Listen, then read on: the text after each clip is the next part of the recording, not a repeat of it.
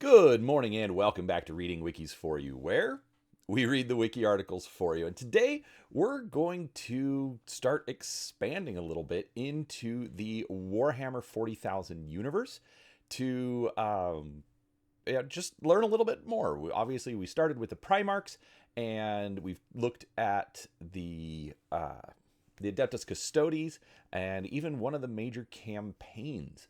But today we're going to look at Necromunda, one of the worlds in Warhammer 40,000 and the setting for the Necromunda skirmish game.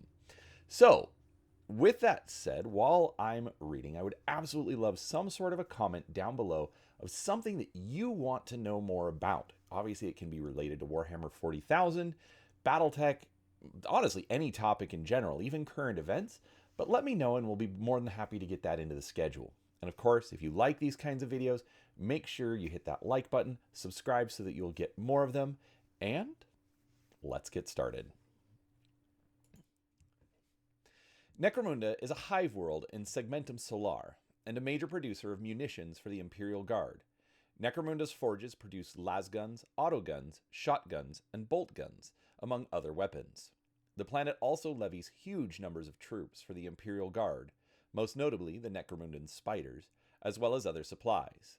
The world has been governed by House Helmar for the past 7,000 years. Necromunda is typical of most hive worlds, its hive cities rife with powerful gangs. History: Pre-Imperium. It is rumored long ago that the Piscian Xenos race were the first to arrive on Necromunda, which at the time still had large oceans. It is said they were both cunning and violent and viciously resisted humanity's conquest of Necromunda years later.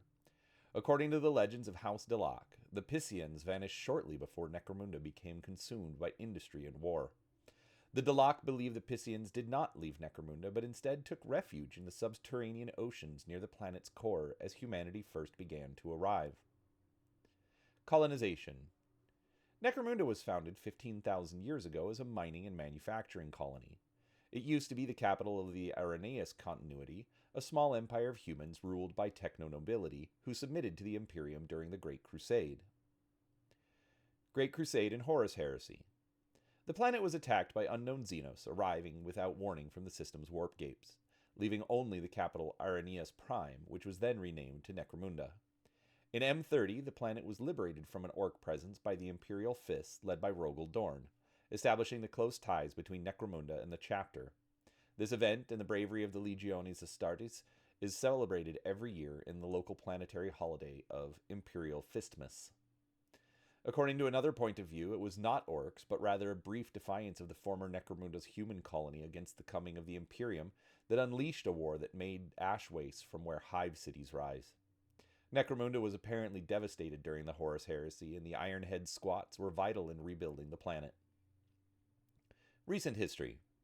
The ensuing millennia have not changed its basic purpose very much. Necromunda is still a world of mines, factories, refineries, and processing plants. The planet is a vast powerhouse of industry, making thousands and thousands of different items for use throughout nearby planetary systems. In the aftermath of the Great Rift's creation during the 13th Black Crusade, a worldwide rebellion broke out on Necromunda. However, it quickly ended sometime later, once word reached the Hive World that Lord Commander Robut Guilliman's Indomitus Crusade was soon arriving to put down the rebellion. Population. The population number of Necromunda has never been determined, and probably never will. Only once, 4,000 years ago, was it estimated that the upper habitation level of Hive Trazior housed 1 billion people by itself. Neither Trazior nor any of the other several thousand hives on the planet were ever censused again. It has been said that more people live on Necromunda than had ever have been alive on Terra up until the end of the 20th century. Geography. Necromunda is a planet devoid of any remnant of its original environment, its surface reduced to a wasteland of wind-blown ash and accumulated industrial waste. Throughout the wastelands lie the hive cities, grouped into clusters comprising up to a dozen or so individual hives, linked by a network of overground travel tubes and subterranean passages.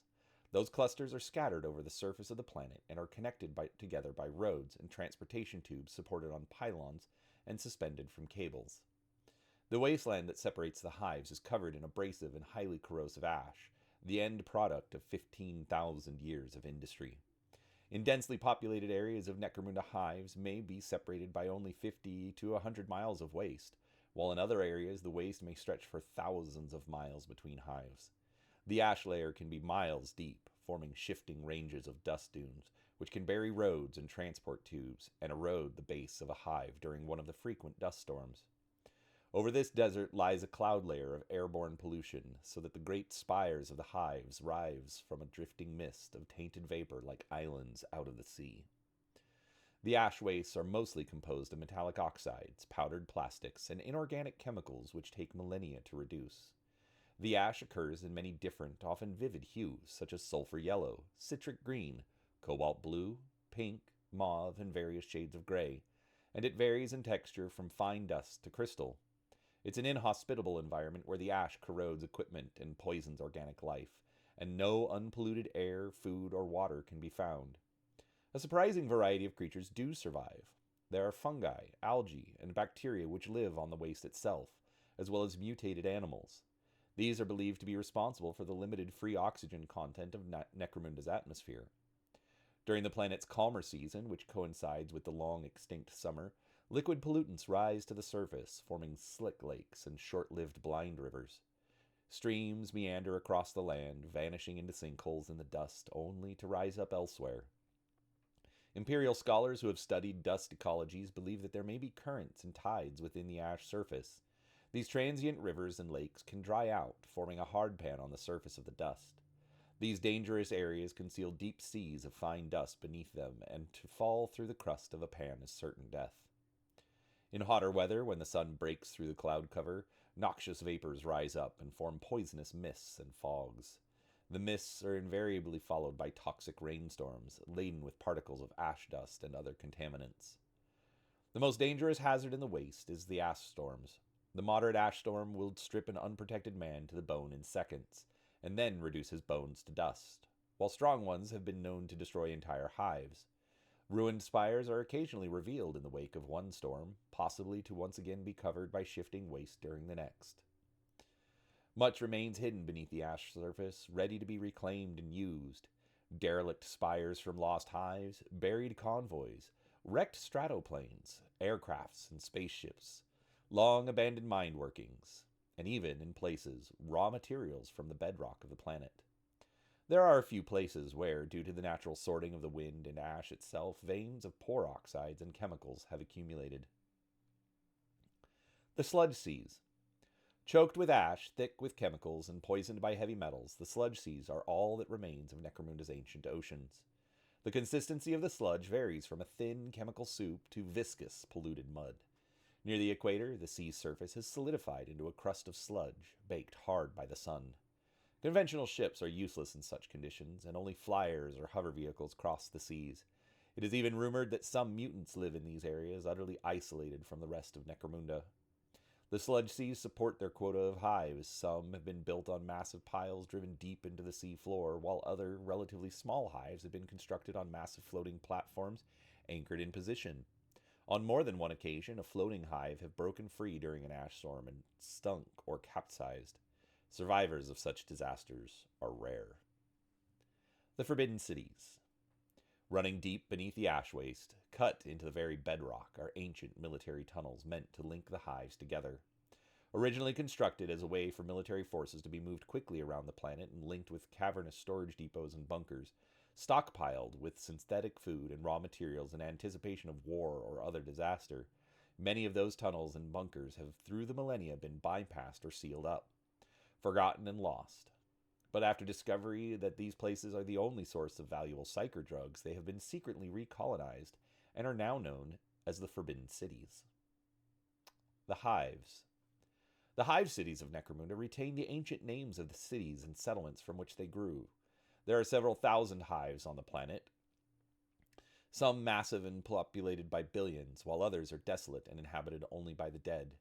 Each hive takes the form of many huge spires which rise from the base of the city, covering an approximately circular area of 50 to 100 miles in diameter. The spires, whose tops can rise to a dozen or more miles above the ground surface, piercing the clouds, are only the top part of the hives, comprising the upper hab zones with factory layers on or above the current surface layer. The older and partially ruined factory and hab layers still exist, and, although they are buried beneath the ash wastes, are rarely abandoned until they are utterly derelict and polluted beyond use by even Necromundan standards. A hive contains thousands of miles of cluttered corridors, many thousands of abandoned and debris-strewn chambers, and endless connecting tunnels, ventilation passages, service ducts, and light shafts. But also vast open areas, some so large that they lie under their own artificial sky domes. The funnel shape of the hive spires is designed to strengthen the hive against the worst ravages of the dust, but even so are they often buried half their height or more in ash.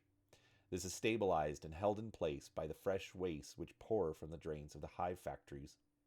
Shanty towns are built outside the hives, clustered at the outer edge of the shells of the spires. They are inhabited by all kind of hive scum who cannot cope with the life within the hive. Conditions in the shanties are worse than anything in the hives, yet for most shanty dwellers even their crude home is preferable to wandering the ash wastes. The spires at least offer limited protection against the poisonous rain and corrosive ash. Beneath and extending around the hives, under the wasteland itself, lies a labyrinth formed of ancient disused factories, sewers, and service tunnels of an earlier age. Each hive spire is also known by a local name. There are approximately 1,000 hive clusters on Necromunda. Each cluster is a group of up to a dozen or so individual hive cities, all linked by a network of overground travel tubes and subterranean passages. There are several thousand hive cities on Necromunda, some big and vast in scale, some decrepit and lost. Known hives and notable locations on Necromunda include the Western Hemisphere, Palatine Cluster, Hive Primus, largest and oldest surviving hive and planetary capital under Lord Helmar. Hive Primus boasts the most magnificent and grandiose architecture on Necromunda. Hive Trazior, known as the Three Sisters due to the three huge spires that can be seen from this great hive city. Trazior is located on the edge of the Great Equatorial Wastes and is the southernmost frontier hive of the Great Palatine Cluster. Many important merchant clans are based in this hive. The hive is dominated by House Orlok. Acropolis Hive, also known as Hive Acropolis, another old and ornate hive in the Palatine Cluster, located at a vital intersection of several great road tunnels. The Acropolis Hive is home to some of the most powerful merchant clans and is also home to massive shanty towns from those who hope to get a share of the wealth. House Delac is the dominant force in the Acropolis. Hive Temenos. This hive sees the headquarters of the ecclesiarchy on Necromunda, and its population is said to be the most devout and pious. Many of the resident clan houses manufacture ritual items for the ecclesiarchy, while others work in their scriptoriums. Hive Temenos is a major power base for House Kodor. The Skull. This derelict hive is the largest of a cluster of three remote ruined hives, once populated but abandoned due to orc raiders many years prior. Hive Secundus. Originally the second greatest hive city on Necromunda, around a century ago it fell to genestealer infestation due to unsanctioned Adeptus Mechanicus biological research. The Inquisition was forced to intervene and destroyed the central spire. Despite this, the gene stealers were not fully purged and remain there, still alongside feral humans amongst the ruins, which are now guarded by a defensive line manned by Necromundan conscripts and penal legionnaires. Hive Arcos, a former hive which was lost to a corpse grinder cult rebellion. Afterward, the hive was abandoned and quarantined. Minerva Cluster and Hive Minerva, Hive Prosperine, Hive Alortis, Hive Alpha Prime, Hive Aranathor, Hive Bellium, Hive Ceres, Hive Cineus, Hive Hinsk, Hive Janus, Hive Meridian, Hive Rothgol, Hive Thatos, Hive Titania, Hive Uthos, Hive Ulantia, Hive Valkyria, Prison Hive Zalktra, Skygilt Tower. Eastern Hemisphere. Hive Mortis, once an industrial linchpin of the equatorial city clusters, it has now been reduced to a barely populated wreck after a plague outbreak. Mortuary cults have since been created in the hive, which subsist by harvesting and breaking down corpses. House Escher holds sway in Hive Mortis. Gothrel's Needle. A spire rivaling a Hive Primus, Gothrel's Needle was one of the first original spaceports on Necromunda, and is ruled by a democratic council of elected representatives. Considered insidious, the houses of other hives have tried to bring down the rulers of Gothrel for years. Quinspirus Cluster, located on the edge of the solidified sludge sea called the World Sump Ocean. Quinspirus Hive. When the sea was still navigable, it was home to great dockyards now buried deep under the surface. The Hive has 5 great spires and is home to constant gang wars between House Orlok and House Delak. Hive Vosroth. The Ash Waste, featuring Bullet Road, Cinderak Crater and Cinderak City, the Forbidden Cities, the Great Ash Road, Great Equatorial Wastes, Road of Bones, and the World Sump Ocean. Cycles, shifts, and seasons. On Necromunda, time is measured differently depending on where you reside within the Hive cities. In the upper spire, closer to the Imperium of Mankind, traditional Imperial Standard units like hours, days, and months are used. However, for those in the lower levels, where life revolves around factories and habs, time is marked by 3 key measures. Seasons. The Necromundan Solar year is divided into 7 segments. Each segment has ancient names like Solchem, Solseer, Solset, Orweird, Winddawn, Windspear, and Windloss, which translation from fire to change to ash respectively. Which transition from fire to change to ash respectively. 3 storm seasons or seasons of ash, 3 dry seasons or seasons of fire, and 1 season of change.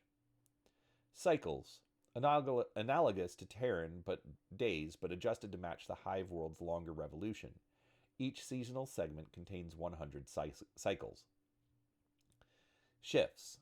Each cycle is further divided into 3 shifts: Vigil, Laudate, and Magnificat, each covering a third of the day and distinguished mainly by the workforce operating during each period. Timestamps on Necromunda combine these elements in long form. Cycle and season are used together, with shift if necessary. For example, Solset 034.2 for the second shift of the 34th day in the 3rd seasonal segment. In short form, this might be represented as 3.34.2. Unlike the Imperial Standard, there is no specific unit for a year on Necromunda. The passage of time is marked by the cyclical nature of the seasons, where one great cycle seamlessly flows into the next without need for a defined annual measurement. For the people of Necromunda, each cycle resembles the last, reinforcing a perpetual sense of continuity in their lives. The Great Horologium. The Great Horologium of Necromunda, known colloquially as the Eye of Helmar, or ominously as the Death Clock, provides detailed information to industrial overseers about production metrics.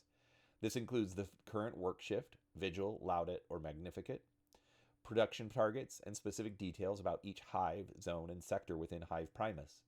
For senior overseers and commissars, it offers additional insights such as expenditure, wastage, yield, tolerance, measured in lives sacrificed, average psychopathology levels, and worker maladjustment grades. This comprehensive data allows overseers to swiftly assess workplace conditions and make decisions to ensure targets are met. Administration. The planet's capital is Hive Primus, also known as the Palatine, one of Necromunda's many hive cities. The hive, the largest on Necromunda, is enormous in size, reaching from the surface to some 10 miles into the air and from surface level to roughly 2.8 miles into the ground, although only the first 1.3 miles are habitable by humans, and possesses a population greater than some worlds. Hive Primus and the planet as a whole is ruled over by Lord Gerontius Helmar of House Helmar. The hive's houses are in constant struggle to gain power and control of the hive. Notable planetary governors: Cinderak Helmar, Herodo Helmar, Targan Helmar III, Voss Helmar, Dagorn Helmar, and Marius Helmar. Necromundan Society.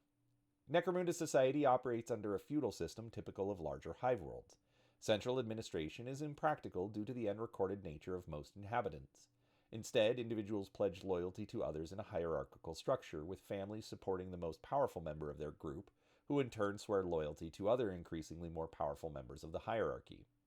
This urban feudalism is self-regulating, as weaker clans seek protection from stronger ones until resource limitations halt further expansion.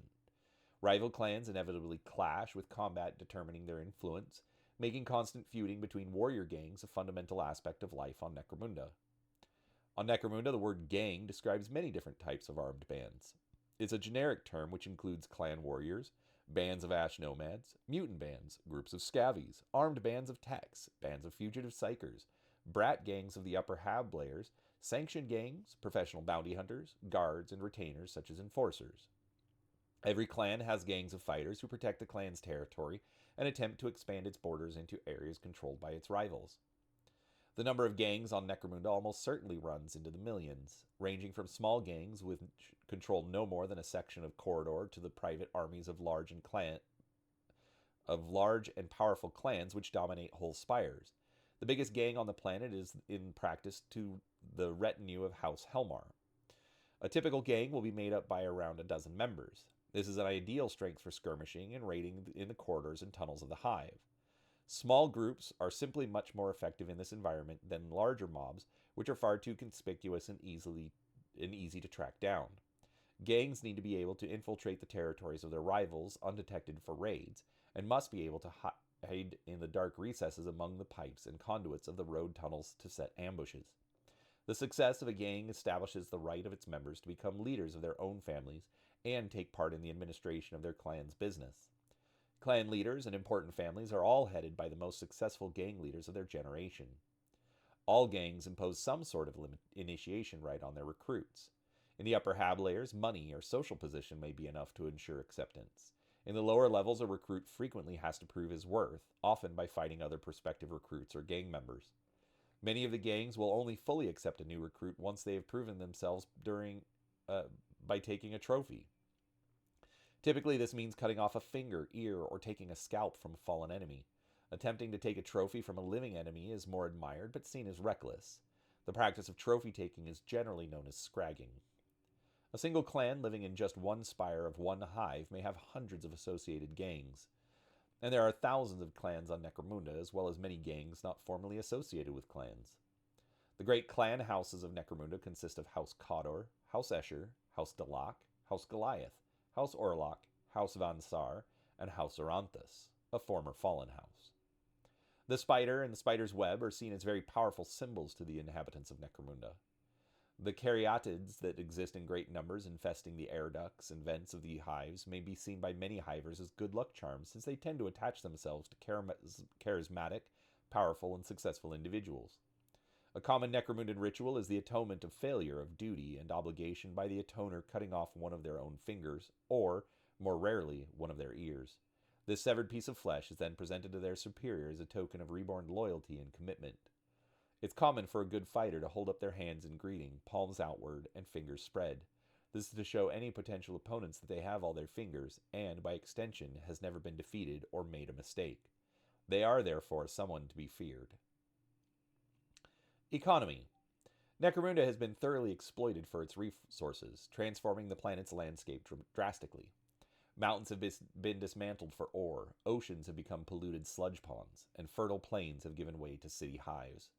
Clusters of these hives are surrounded by industrial ash deserts and covered by a cloud of pollution, making the spires appear like islands in a toxic mist. Despite its degraded state, Necromunda remains valuable to the Imperium due to its accumulated waste, which its inhabitants recycle and scavenge for survival. Necromundans have learned to reclaim and recycle everything in order to squeeze a living from their exhausted world. The planet's population far exceeds its capacity to support itself, relying heavily on synthetic and imported food. Recycling plants convert organic waste into synthetic food, while real food is a rare luxury.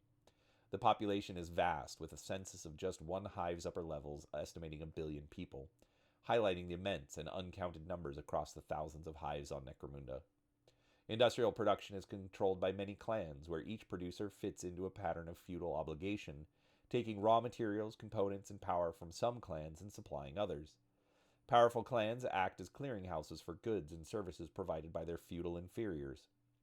Clans will often rise in power and importance as lesser clans in related industries come together in uneasy alliances. Workers usually live in or very near the factories where they work and are as much resources as the machines they tend. Some workers, especially techs, are surgically adapted to perform special functions, such as physical and mental enhancements, and expensive to finance, making such workers very valuable. The pressures of competition for limited resources, including such basics as air, food, and water, mean that every group must sometimes resort to armed force to secure its survival. Religion. The Imperial Creed has deeply permeated the planet, producing numerous saints, martyrs, and religious figures. These saints are categorized into 5 main types. Imperial Saints. These saints are officially recognized by the Ministorum and are often heroes who performed extraordinary deeds. Examples include Valdor the Blessed and Saint Mina, patron of the Order of the Bloody Rose. Great Saints. Local to Necromunda, but acknowledged by the ecclesiarchy, these saints are significant for their contributions to the Imperial Creed. Notable figures include Martek the Unifier, the first Lord of Necromunda, and Encordarius the Lost Saint, a foundational figure of the Redemption. Lesser saints, recognized within specific hives or region, these saints are often associated with particular localities. Examples include Mung the Eternal and Felstir of Temenos, whose influence is limited to places like Primus's Hive City or the Gale Forges of Rothgol. Pauper Saints. Saints emerging from the lower classes, including workers and beggars.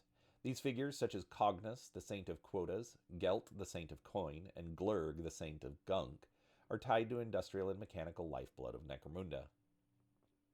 Gang Saints. Martyrs revered by the gangs, these saints symbolize values important to the gang life.